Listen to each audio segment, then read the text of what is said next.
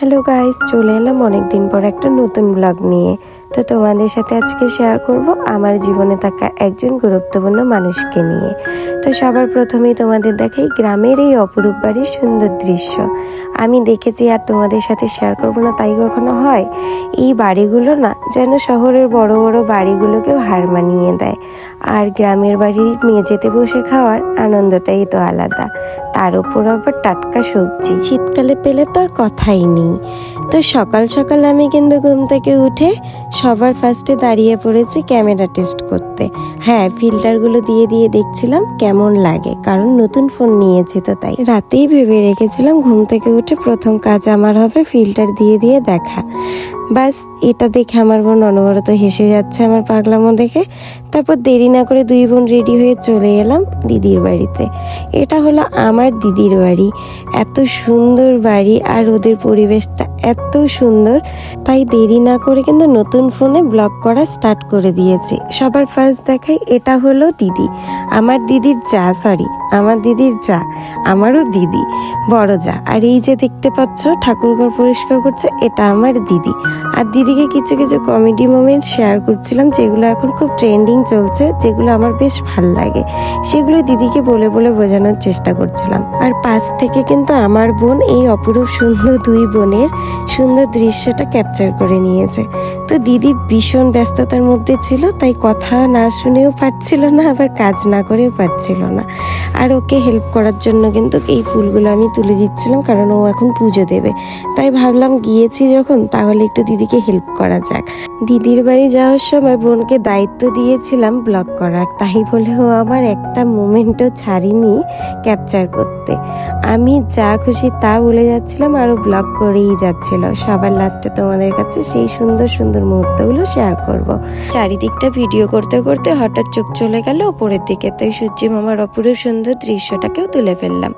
গ্রামের এই বাড়ির অপরূপ সুন্দর পরিবেশ তোমাদের কেমন লাগলো অবশ্যই কিন্তু কমেন্ট করে জানাতে ভুলো না। সাথে দিদির বাড়িটা কেমন সেটাও।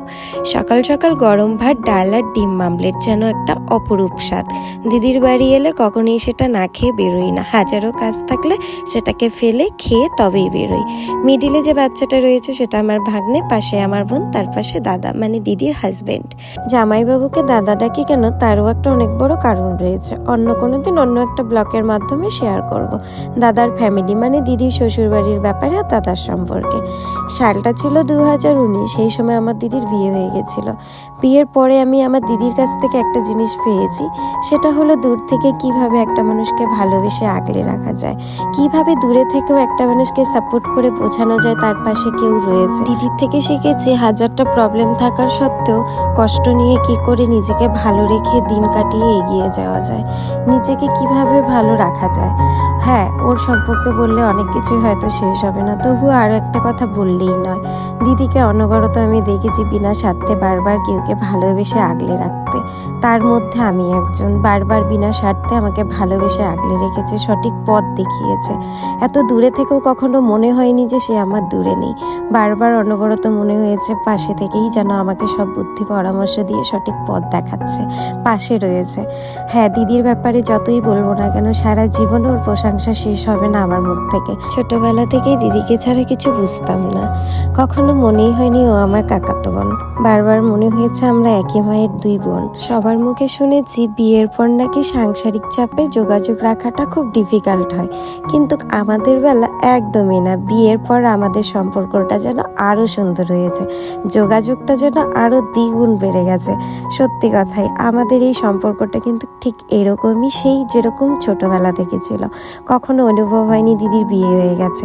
আর তার পেছনে কিন্তু পুরো ক্রেডিটটা রয়েছে এই দাদার, মানে আমার জামাইবাবুর। তার জন্য আরও আমাদের সম্পর্কটা আরও সুন্দর হয়ে উঠেছে। দাদার ব্যাপারেও অনেক কিছু শেয়ার করব তোমাদের সঙ্গে, তবে আজ নয়, অন্য একটা ব্লগে। তো আজকের ব্লগটা এখানেই শেষ করি। আমার জীবনের এই একজন গুরুত্বপূর্ণ মানুষ, যে সারা জীবন গুরুত্বপূর্ণ মানুষ হিসেবে আমার জীবনে থেকে যাবে।